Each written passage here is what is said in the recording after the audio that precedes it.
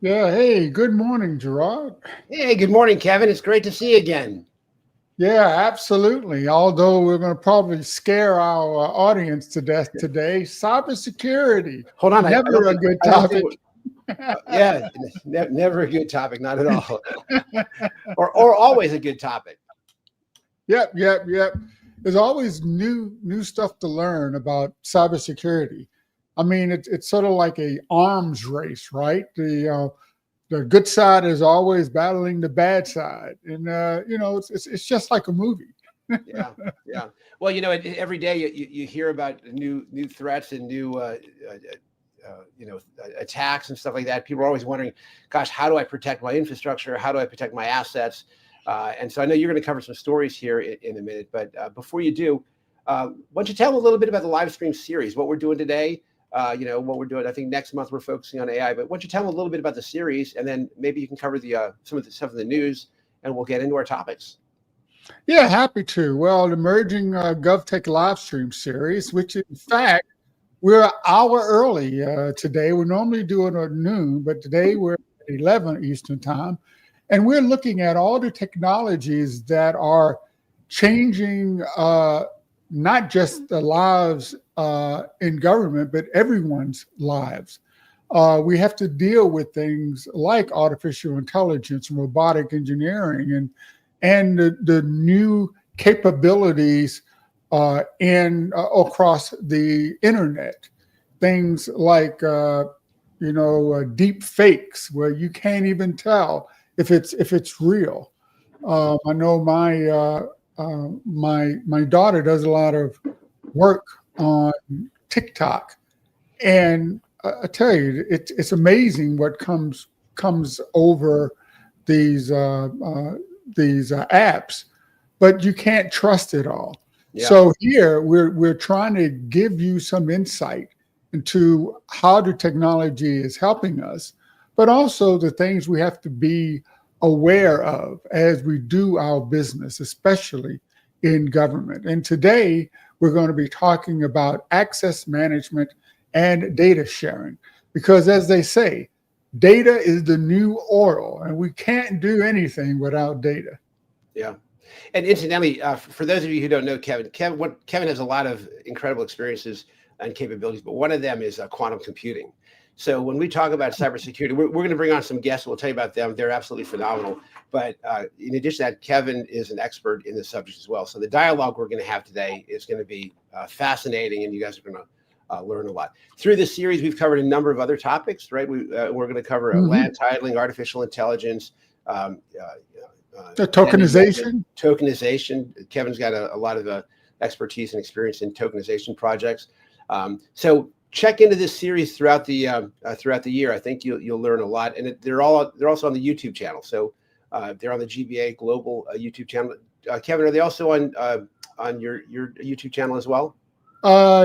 Yes, we have a few of them on Digital Transformers, my regular show. So please join us there as well. And I'm also the operations executive for the National DigiFoundry, where we are exploring innovation across the digital asset universe.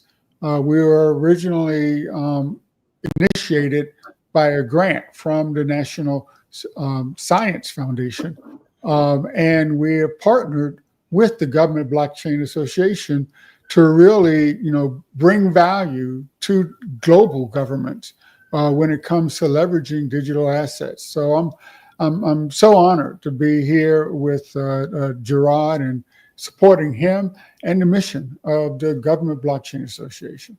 Yeah, so super excited about some of the things that they have coming down the road. I don't know what I can talk about.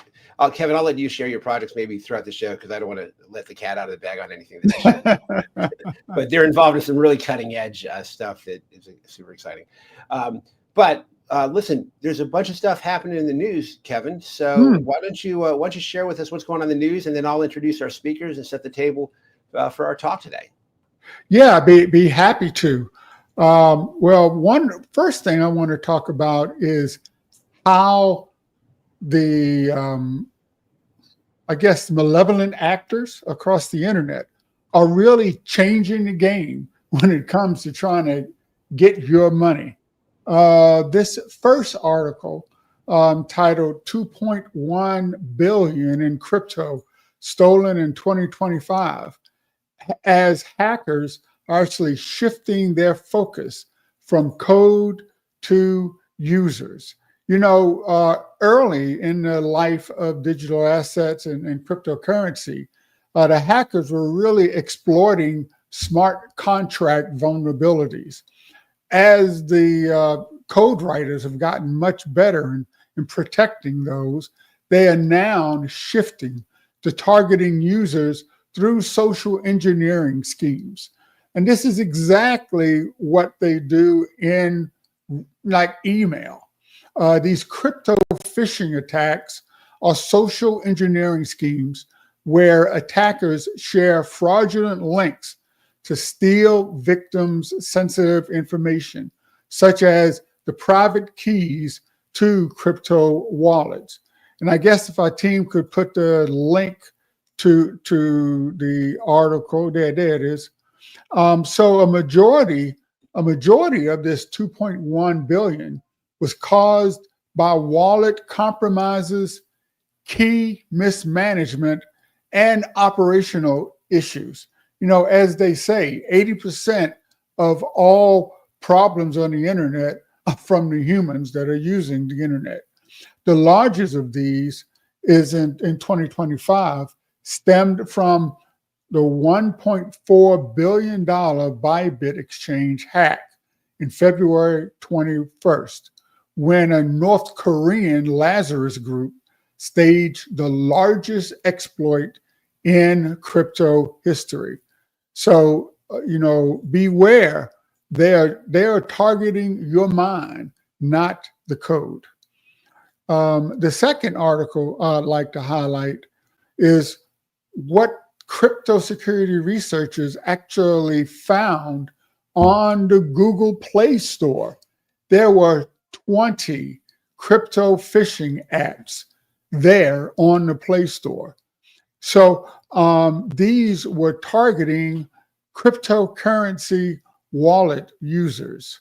So the apps used similar package names and descriptions as legitimate crypto wallet apps, but were published under different developer accounts, which are often compromised.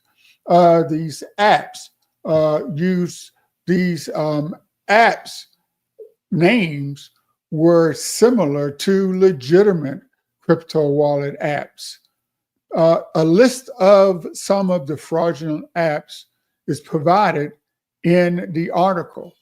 And these apps have been progressively discovered over recent weeks, which indicates that this is an ongoing and active campaign.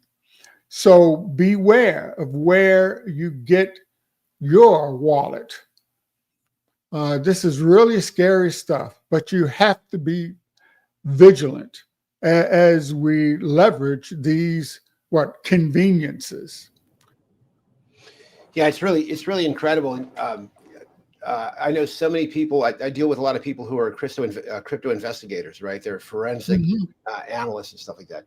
And the schemes, the pig butchering, right? We have a YouTube video on our channel which is all about specifically how they target people and what you can do to go after them.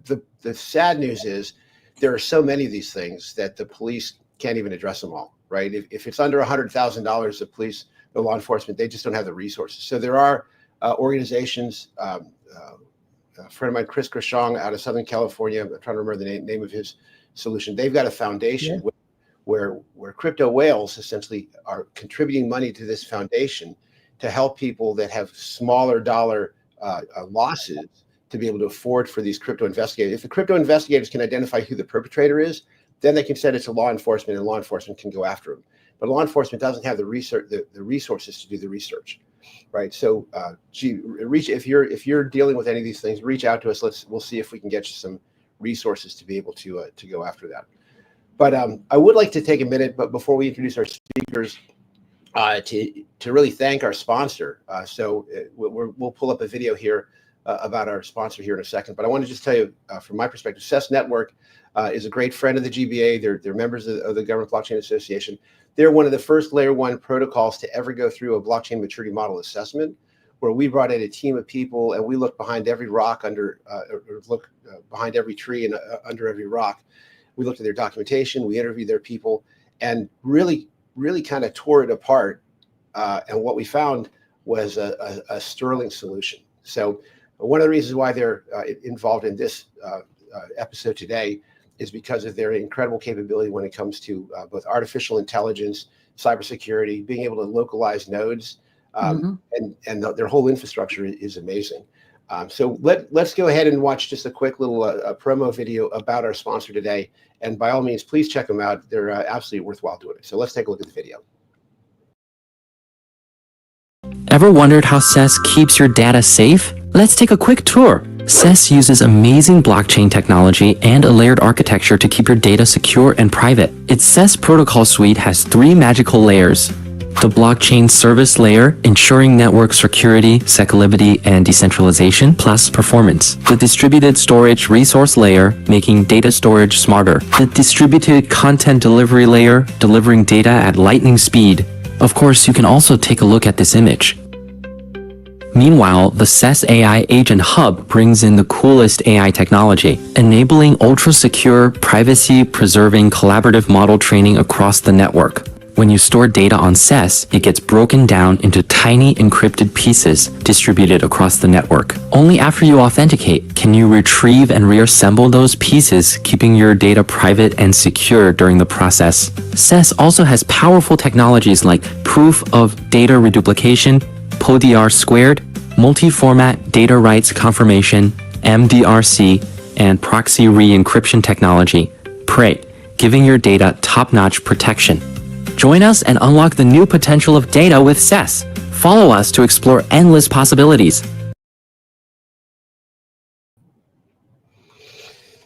They're a great, they're a great organization. And one of our speakers comes to us today from Cess, as a matter of fact.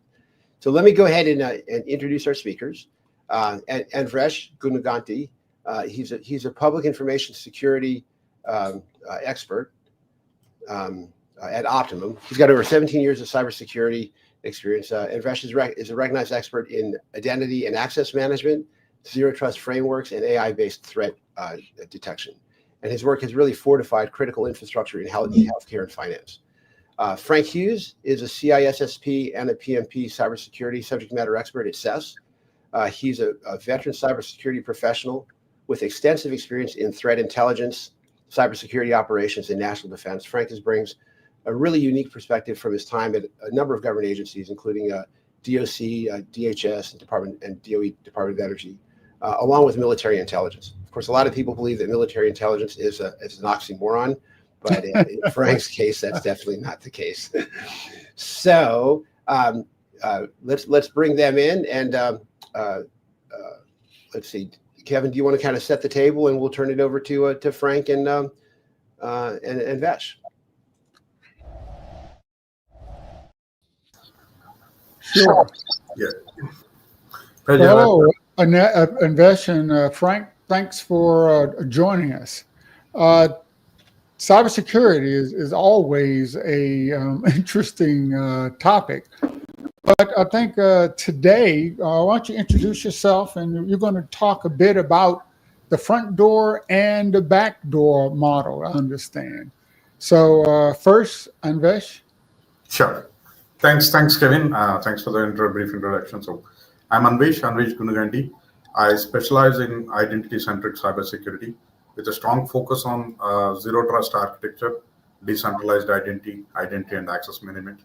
So my work involves helping organizations adapt modern security frameworks that reduce risk, improve transparency, and support scalable, secure digital services. So I'm coming to the topics that you want me to go into the topics, Kevin, like on the zero trust, or you want to? Sure. Why don't you talk a bit about this, and then we'll go over to Frank. Okay, sure. So yeah, coming to zero trust. For a long time, our security models were like a casual, I would say, with a mode. We spent a lot of our effort fortifying the perimeter. So once you are inside the castle walls, you are largely trusted. But here is the problem. So what happens when someone breaches this perimeter? So they can then move laterally, so often unimpeded to wherever they want to go. That's simply not good enough anymore. So that is where this zero trust comes into picture. So this is where the concept of never trust, always verify comes in, which is the cornerstone of zero trust. So it's fundamentally challenges our mindset. We no Hmm. longer implicitly trust anyone or anything. So whether they are inside or outside of our traditional network or boundaries, I would say. So yeah, every single access request, whether it's from an employee or a partner or a device, it is treated with suspicion until it can be explicitly verified with the zero trust models. So why this is so critical now? So while our workforces are distributed, we are heavily reliant on cloud applications, and frankly, the threats we face are far more sophisticated, right? So Yeah. zero trust assumes that breach will happen. It's not about if, but when. So instead of focusing solely on prevention, we design our systems to minimize the impact if the breach occurs. So the core principles we have to be focusing on are like the explicit verification, the least privilege, and you have to assume breach always, and you have to continuously monitor. So when it comes to least privilege, you get the absolute minimum access required to do your job.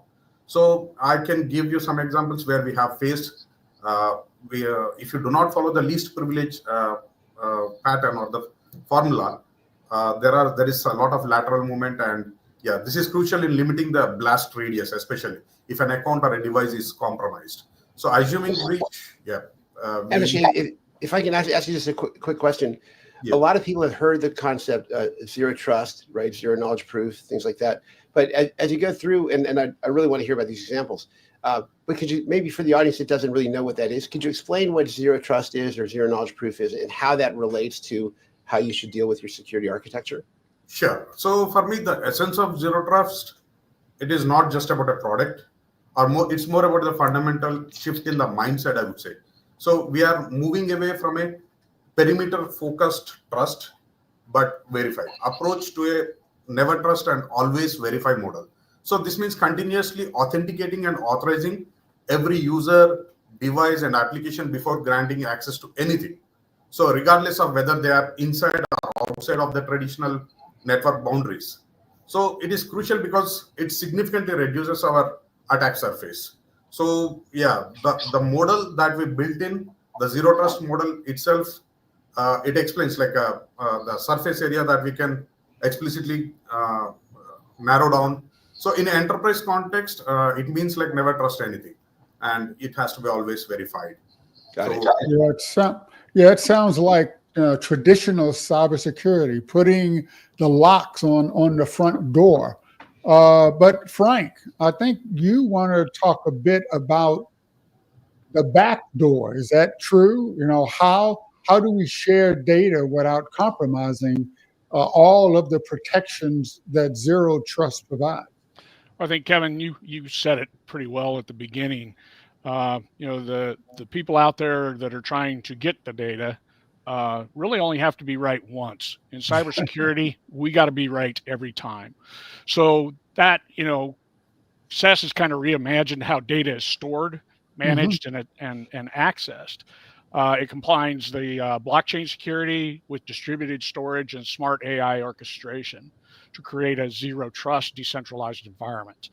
So it's really a layer one blockchain network that has content decentralized delivery network. The video kind of showed a little bit of it, Yeah. but it's much thicker than that.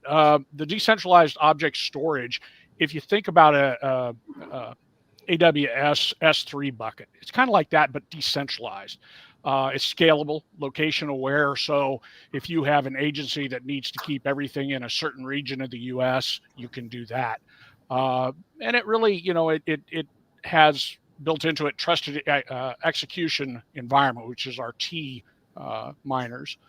You think of that as, they are the ones that are the cryptographic, see these big words, ensure only authorized users access to sensitive data. That's critical for government systems that have PII or controlled unclassified information. So, the AI integration, which was in that video as well, is a federated AI training system. So you can train an AI through AI Link. And it's, smart contract driven. The training models come across nodes, but you don't share your raw data. Where that would be a good example is, say, DHS. You have all these components that have different pieces of data. They don't want that shared across everybody. So Right. the AI can be trained and still save the sovereignty of their data. So that's pretty important as AI becomes bigger and bigger. Data ownership is a big thing, but you can also share information if you need to. And then it goes through a proxy re-encryption. Again, something that's cryptographically done and enforced. Access controls are granular and supported by role-based access, multi-factor authentication. So it makes it pretty immutable. It's really for strong compliance with, say, like a FedRAMP, a NIST 853, or even, the newest one, CMMC. It also has some advanced use cases.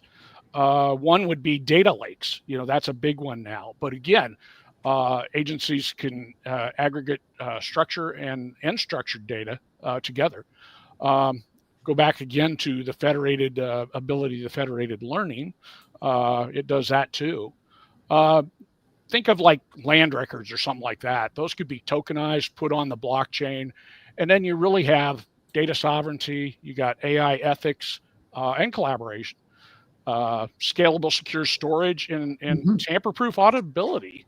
Those are the big things. Hey, Frank. Frank, if I could, I got a question for both of you, right? And it's again back to the front door, the back door. So from a front door perspective, Anvesh, what should people do, right? So we got a lot of folks listening to this live stream. There's going to be a lot of people watching the video afterwards. If they've got an organization or an enterprise, what are some of the specific things you'd recommend that they do to secure the front door, right? You were talking conceptually about, zero knowledge, zero trust, and not just locking the perimeter, but locking the interiors. What are some things that people could do? And then, Frank, to you, for organizations that have enterprises, you talked about a lot of different things. What could they do to harden their infrastructure so that so that they can do some of that collaboration? So generically, what are some things? So Anvesh, let's go to front door. What are some things that you recommend that they do? And then Frank, what do you think? What are some recommendations that you would suggest enterprises to do to sort of close everything inside the house? So Anvesh, to you. Yeah, sure, Gerard. Yeah, so in organization, I'm thinking about fortifying those obvious everyday entry points that attackers try to leverage, the front door ones. So there are some weak spots that if it's left unaddressed or easiest target for criminals. So strengthening credential hygiene and authentication. So like a mandatory multi-factor authentication.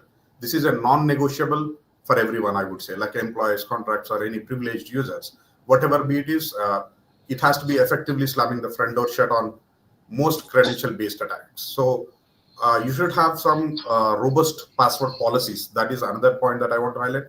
We need to enforce strong, unique passwords that aren't easily guessable. This means moving beyond simple to complex password rules, encouraging long passphrases and kind of things, and also passwordless authentication where feasible, like leveraging biometrics or FIDO2 keys to remove the passwords as a single point of failure entirely. And you should also focus on regular credential audits, like organizations should regularly scan for exposed credentials on the dark web dark web and force password resets for any compromised accounts. So apart from that, you have to look into the vulnerability management and patching activities like proactive vulnerability scannings and expedited like patch management and configuration hardening. These are few things that I think that those are important, Gerald, in these cases. Are there any particular resources that you would recommend to people if they needed to do that? Are there any standards, any associations, any resources where people could learn about that? Yeah, so when it comes to resources, the recommendation like foundational or authoritative, like you have NIST guidelines, like NIST publications where you have this zero trust architecture and CISS zero trust maturity model, or there are few other things like these resources like DoD zero trust strategy, or some organizations like we have like like GBA is doing that, given the blockchain maturity model, these kind of things, and the Cloud Security Alliance, they also have extensively focused on these areas. So those are the few things that I can. That's great. Frank, so over to you. I know one of the things that Cess does is they allow different government agencies to share information without essentially opening the barn doors to everything. And I know that you do a lot of Cess does a lot of stuff with AI, right? Allowing people to share training. And I don't know if I got this right. To share training data and not models, or share training models and not data. But what are some recommendations you would make to CIOs, CTOs, security people that are watching this call on some things that they could do to be able to share but not open the barn doors to everybody? Yeah, again, I go back to something Kevin mentioned, and it really is a fact of not waiting. First of all, I've been in with the federal government for a lot of years and walked them into cloud. Part of the problem, and I can give an example, 23andMe, the sovereignty of that data that was collected by 23andMe is available to whoever the highest bidder is. We got to watch that, especially with this information. The oil of America, as Kevin said, the data is what's driving things. The decentralization of data really makes it extremely near impossible for the hackers to get to it, because you're not just taking data and putting it everywhere, but you're actually shredding that data, you're encrypting it, you're putting it in different areas, and then when it's time to bring it back, we do it quick. So it's not you're sitting there waiting for a Netflix video to load, right? It's instantaneous. It's milliseconds. So those type of things are what's coming. That's the reimagination of how data is used, and that's why I had to join Cess, was because I was so excited in the abilities of what they could do with data storage in a decentralized mode. From a cybersecurity stance, my life's all about protecting that data. And I think agencies need to understand with AI going crazy right at the moment, they've got to watch the sovereignty of that data. They got to make sure that they own it and it's not shared out where it doesn't need to be. I read an article yesterday, maybe the day before, about a Social Security Administration supervisor who was taking data about people who had died, and he personal information, and sharing it with mothers with children, getting them to submit fake death benefit applications for their kids, right? And basically stealing millions and millions of dollars from the Social Security Administration trust fund or that account or whatever. And this was an inside job, right? And so going to, but what you guys have said about, you can't just protect the perimeters, you've got to protect all the stuff on the inside. That leads me to a question about transparency, right? And traceability. What do you guys think in terms of how blockchain can be used to, and I know I'm throwing this at you, not giving you a chance to prepare for it, so you guys are going to have to do this off the cuff. I have a habit of throwing people under the bus, so the longer you get to know me, get used to it. But can blockchain play a place in not only protecting the walls, but being able to prevent and even identify fraud, waste, and abuse within an enterprise? So, Anvesh, I'll go to you, and then Frank. Sure. Yeah. When I talk about transparency and traceability using blockchain, I often explain it by focusing on the core characteristics of the technology itself. Specifically, it's distributed, immutable, and cryptographically secured ledger. For me, this is where the real power lies for the organization, especially in complex environments like supply chains and government process that we have discussed right now.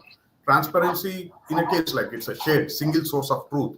In traditional systems, like every participant in the process, say a manufacturer or a logistics company, might maintain their own separate databases. This creates information silos and inconsistencies. While blockchain, all authorized participants share a single distributed ledger. So this means everyone sees the same identical information at the same time.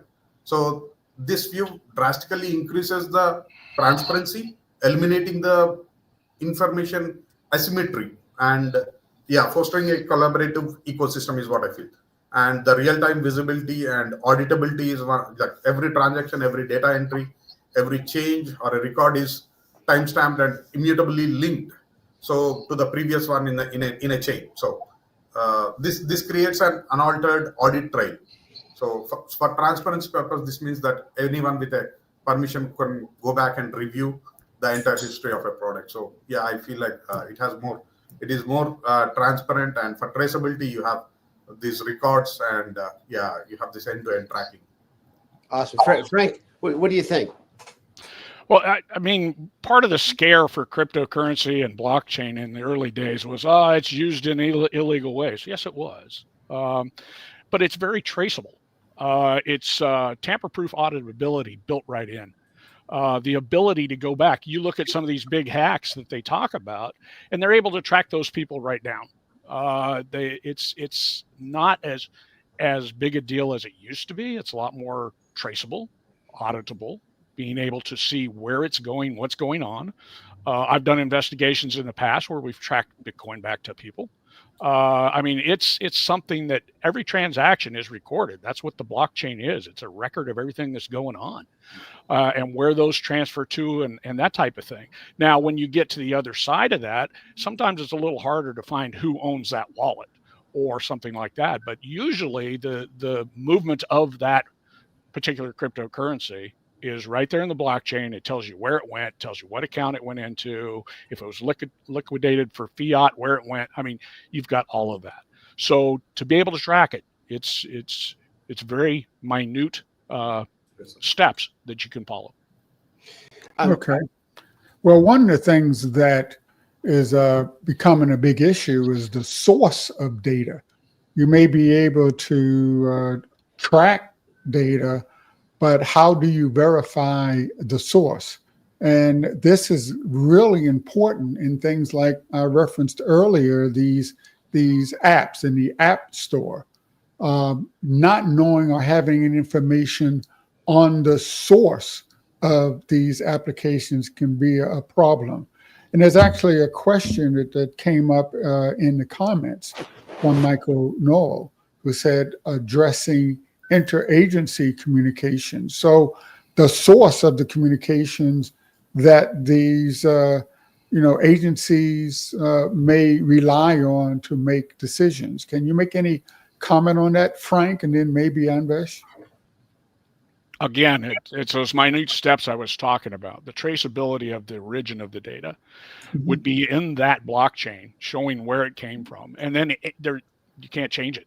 You can't go in there and change that. That would not be available. So it's the source that's in the block that says where it came from. Now, if it's an unreliable source, then you could flag it. Somebody comes up with a picture that isn't real. It's come from an AI source. You can flag that. Yep. When I think about addressing this interagency communications, especially concerning the origin of data, like the source of data, we have to immediately focus on the critical need of verifiable data lineage and authenticity. So establishing a digital fingerprint for data origin and leveraging immutable ledgers for data journals. These are some things that I can think, like secure API-driven exchanges with strong identity. Those kind of things. If I could ask, I know one of the projects that we're working on in the GBA Identity Management Working Group is securing identities from AI and deepfake attacks. How does AI change the security landscape, and in what ways can blockchain essentially help us either use AI or integrate with AI in order to help prevent against AI and deepfake attacks? Either one of you can pick that up. Well, I'd say one of the things that Cess Network uses is what they call an AI-generated content that ensures the traceability and the rights confirmation. So we're confirming the rights of that data as it's coming into the system. So, it's essential for government communications and, say, their digital media to ensure the traceability and the rights. Again, goes back to the sovereignty of that data. That's fascinating.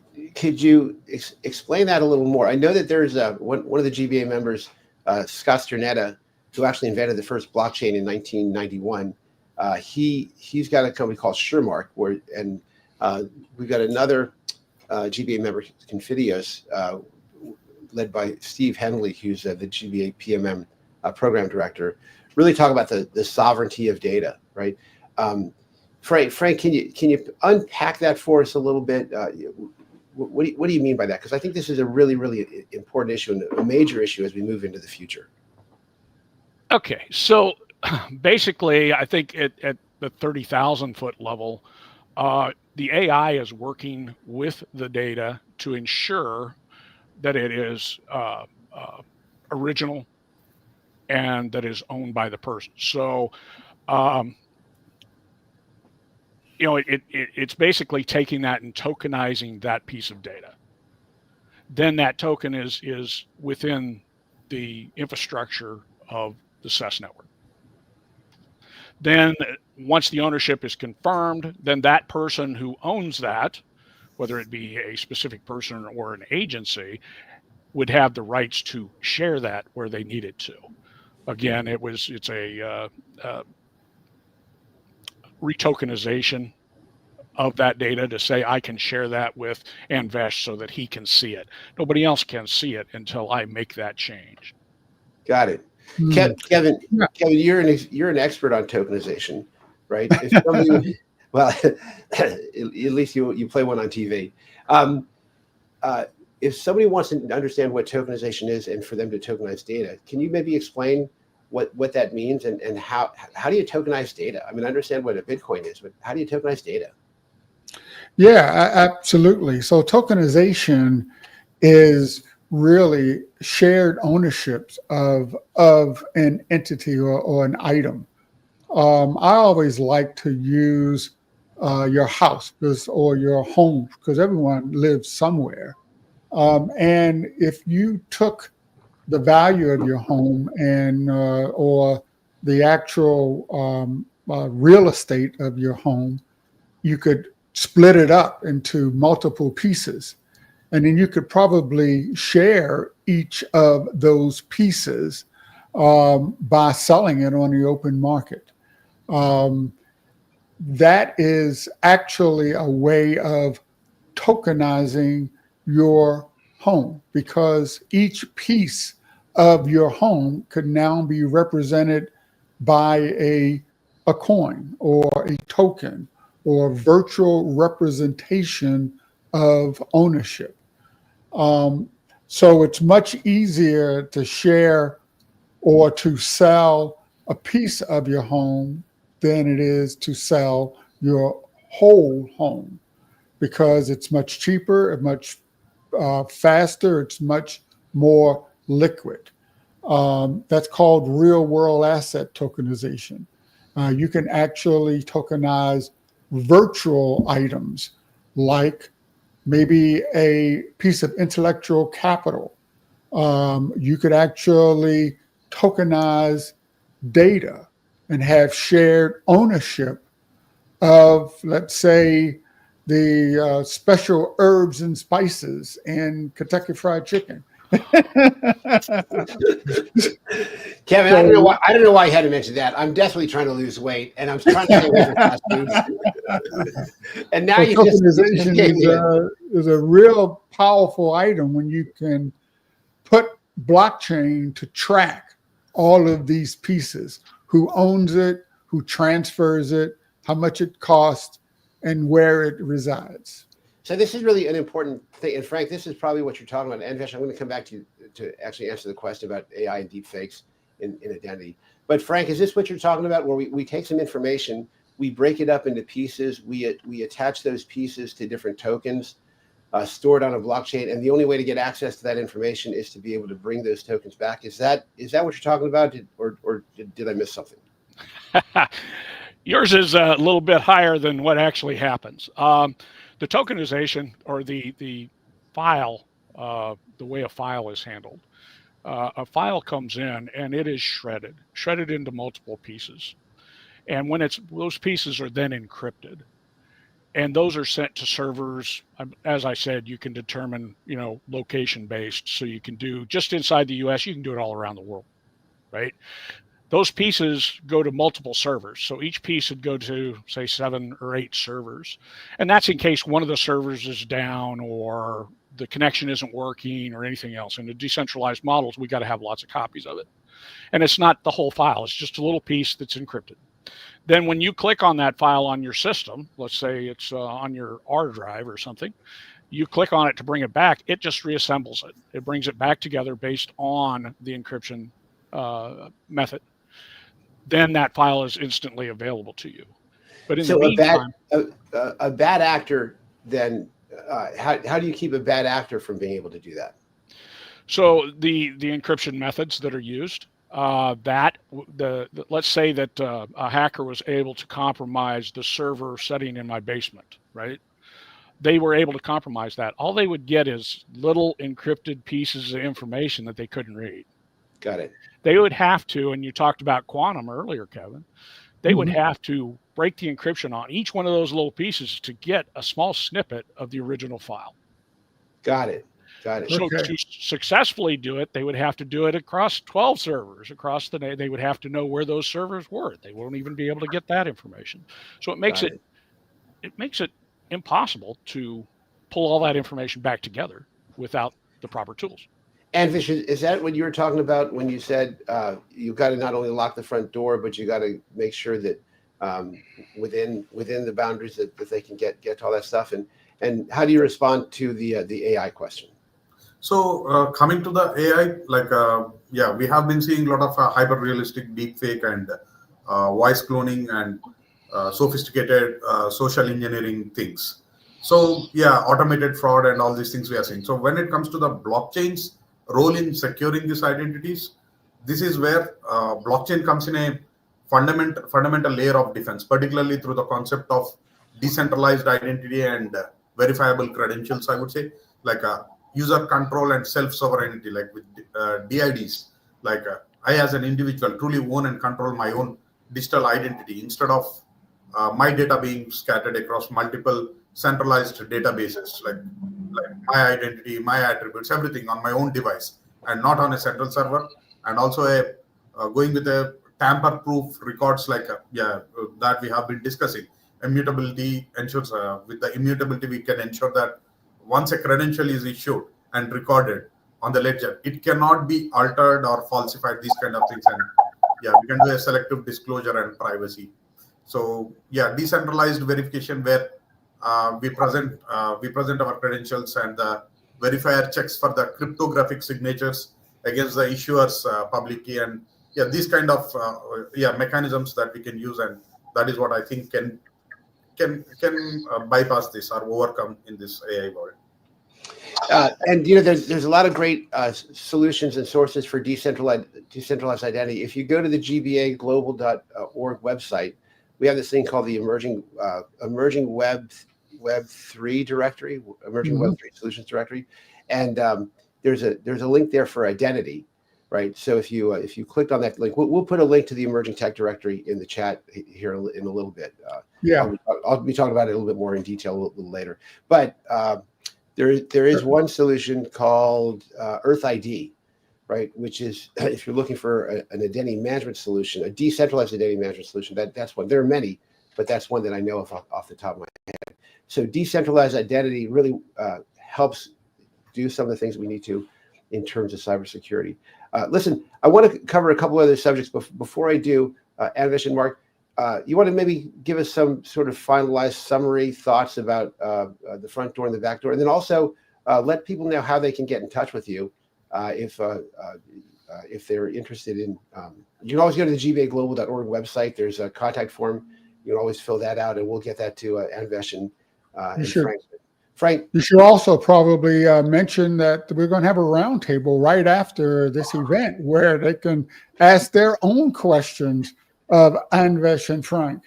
Kevin, God bless you. That's all I can say. Yes, we will be having a roundtable. I should have mentioned that earlier. I apologize. If you look in the chat, you will see the link to that roundtable. So as soon as this is over, we're going to pop in there. We'll hang around there for about half an hour. Feel free to share thoughts, comments about what you're doing, ask questions. It's just a great forum for open dialogue. But so, Anvesh, do you have any sort of final thoughts? And then I want to talk a little bit about some of the stuff that GBA is doing, and then we'll go into the roundtable. So, Anvesh, any sort of final thoughts and how they can reach you? Yeah. So, from my perspective, this distinction helps us, like front door versus backdoor cybersecurity. It helps us understand two primary ways the attackers try to infiltrate an organization. Like front door attacks are about exploiting the obvious knowns or legitimate entry points, but doing so without authorization.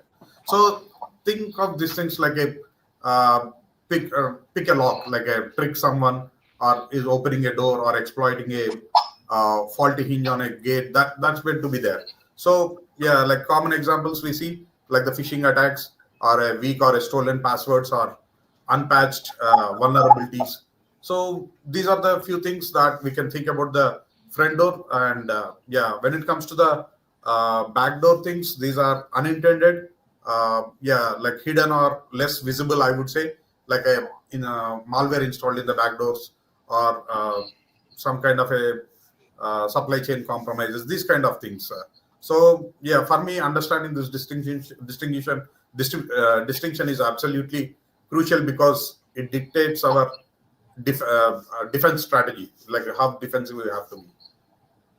Excellent. Frank? So I think, some of the stuff that is coming up in tech is about decentralization. Your identity management, as you said, maybe a tokenized identity that is external. That helps with the front door and the back door. As long as we're doing that zero trust and checking it, I've seen mistakes in configurations that really didn't check very much. It's kind of like, yeah, go ahead. Those type of things, we're going to have human error. We want to minimize that as much as possible. But I think from a government standpoint, they got to think of what it would take for an agency to adopt zero trust, blockchain-based storage, and applications. For somebody that wants to get a deeper dive, because I tried to keep this at a higher level rather than digging down into the dirt. If you want to know more, there is our white paper at Cess.network. It's under the tab Build. Take some time to read it. You can reach out to me. I think I'm on WhatsApp, Telegram, Discord. I'm out there. LinkedIn, whatever. Reach out to me. I'll be glad to talk with you about it. What issues you're seeing, what problems you know about. We're here for solutions, and we appreciate it. GBA bringing us in to talk about it. So that's awesome. I'm going to share for a few minutes a little bit about some of the projects that the GBA is working on, and then Kevin, if you want to share a little bit about what NDF is doing. Honestly, it's a great opportunity for people to connect, to join NDF. But let me just tell you quickly, the Government Blockchain Association, gbaglobal.org. We are a membership organization. We've been around since about 2017, and we have government members in about 500 offices around the world. We have about 50 working groups. So there's tons of opportunities to get involved with, to connect with people and do meaningful work. One of our flagship projects is called the Blockchain Maturity Model. And if you go to the gbaglobal.org website, go to resources, underneath resources, there's a drop down and you'll see BMM. And what the BMM is, it does two things. It's a guide, it's a roadmap for people to build trusted blockchain solutions. And it talks about the security requirements that you need for that.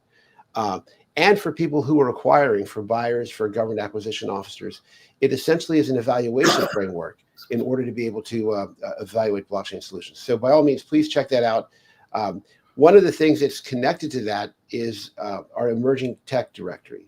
So if, again, you go to gbaglobal.org, underneath resources, you'll see a link, and it says, I think, Web3 solutions. And in there, you can see all kinds of Web3 solutions to help you accomplish a lot of the things that we talked about today, right? The digital identity, Cess Network is in there with links to their website and more information about them. But it's an incredible resource that you should check out. Also, the gbaglobal.org YouTube channel is a phenomenal resource. All those videos are free. We are working on a report that will be published by the GBA and the United Nations Internet Governance Forum Dynamic Coalition on Blockchain Assurance and Standardization. Really long name, I didn't pick it. But the name of that report, and it really is very timely in light of a lot of stuff that's happening in the U.S. Presidential administration, is a report that we're putting out called Preventing Government Fraud, Waste, and Abuse Through Blockchain. And this report is going to identify all kinds of different use cases about how blockchain is being used in health and human services, and in land title registry, and in just so many things. So if you'd like to be a part of that, by all means, join the GBA and join our banking and financial it is the budget accounting and transparency working group. And then the last thing I want to share about GBA before I turn it over to Frank to hear about NDF is our next major conference is in 2025. It will be the last week in October at the United States Capitol, called The Future of Money, Governance, and the Law. So if you're interested in any of these topics, you want to stay informed, go to the gbaglobal.org website. In the slider, you'll see a link to the newsletter. Connect to that, and that way you can stay abreast of this and many of the other projects that the GBA is working on. I want to say Frank, not Frank. Kevin. You want to share? Yeah, I know who you are. I've had too many wings and whiskeys with you in the evening to forget who you are. No, I understand. And we had mentioned a bit about tokenization. In fact, the National DigiFoundry is looking to leverage tokenization to improve the economic environment in many regions around the world. And we're focusing on sports and entertainment venues because that enables inclusive investment and allows individuals and small businesses to own a share of valuable regional assets, things like football stadiums or football pitches, depending on where you're living. Traditionally, the financing of these venues has relied on large institutional investors, municipal bonds, or corporate sponsorships. Tokenization, however, introduces a decentralized investment model where local stakeholders can fractionally own venues, contributing directly to their development and success. Beyond investment, though, tokenization can also stimulate local commerce and job creation. Through revenue sharing models, this can be integrated into smart contracts, automatically distributing earnings from things like ticket sales and sponsorships and merchandise to local vendors, artists, and service providers. Additionally, the token holders can receive exclusive perks and incentives. So we're working on models, smart contracts, and opportunities where regions, cities, towns, countries even can leverage tokenization to improve the life of their constituents. So you can learn more about the National DigiFoundry at digifoundry.org. You can reach me on LinkedIn or X. Awesome. And can I ask the producers to go ahead and put a link to the open forum that we're going to have afterwards? It's going to be a Zoom link. So if you guys don't mind dropping that in. So at the close of this, we are going to have an open forum there. Before we do that, though, I do want to remind and thank everybody that this edition of Emerging GovTech Livestream is sponsored by Cess Networks, a globally recognized layer 1 blockchain that has earned the blockchain maturity model rating, placing it as one of the most trusted protocols in the space. Cess stands out as a first layer 1 designed to provide AI optimized data infrastructure, primarily built for Web3 and data sharing. Just awesome.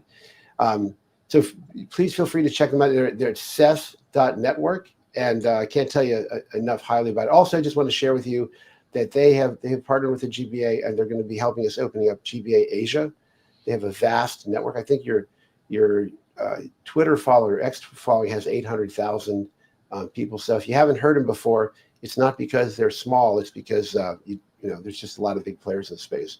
But when we did the assessment of them, we were very impressed with what they had behind the curtains. Also, they were so willing to open up and share their interest in transparency, decentralization, and really wanting to get better. Right, was just absolutely visible to our team, and it's really true of their whole community. So by all means, please check them out. All right, Kevin. Let me ask you real quick. What were some of your key takeaways in the conversation we had today? Well, I think about zero trust, and in a lot of ways, it's sort of a ambivalent thing. But our guests made it real. How you can share information and data, and actually protect it and ensure that only those that are authorized to get that information in data. So I think it was a very important aspect of Web3 and our entire life when it comes to technology. Yeah, I totally agree. My takeaway from this thing is, the threats are getting bigger and bigger. They're faster, moving faster and faster, and but there are strategies and mindsets, right? I think we heard the concept of mindset is not just protecting the perimeter, but really protecting everything on the inside. And I know that the whole concept about tokenizing the data, sharding it, breaking it up into different places, we have to reimagine how we do cybersecurity. And that's one of the things I think that as we look at the blockchain maturity model, we need to start looking at how do we bring those concepts, those strategies into objectively verifiable criteria, yes, right, that professionals can know about, am I doing the things I need to do to be able to protect this data? I think it's that's what I really got out of it. And I also think this is a growing job opportunity. So if you're out there trying to find a way through life, cybersecurity, learn and be in demand because this is part of our lives now. Protecting your information, protecting your data. We just have a couple of minutes, like two. I just want to highlight two things. One, education resource. So the GBA makes free blockchain training available to its members through our partnership with the Blockchain Academy. So if you're interested in getting education, by all means, join the GBA. Right, once you do that, get into the training. And then secondly, in terms of resources and infrastructure, right, we have a strategic partnership with the National DigiFoundry. So Kevin, real quick as the last thing before we go, can you share with folks the resources you make available if people do want to maybe stand up a sandbox, or if they want to do that? Go ahead. Sure, absolutely. National DigiFoundry were created as a incubator and open sandbox for innovation around digital assets. The big companies, they get stuck in their ways and they don't know how to reinvent processes. It's the individual, it's the entrepreneur that typically has these new ideas, but don't have the resources to put them in practice. So we provide that environment, that technology, that sandbox where you can create your vision and then highlight it to others that can help you bring your vision to the world. So feel free, come and join us and show your vision to the world at digifoundry.org, and we will help you. Awesome. Well, thank you everybody for joining. Our topic next month is going to be artificial intelligence and basically emerging how governments can use it. And primarily, we're going to be looking at the intersection between blockchain and artificial intelligence. How do we use blockchain to secure the trust and transparency of AI systems? So it's going to be a fascinating topic. Stay tuned. All right. So with that, thank you everybody. It was a pleasure having this talk with you guys. And if you're interested, we'll look forward to seeing you in the Zoom room here shortly. Thanks, everyone.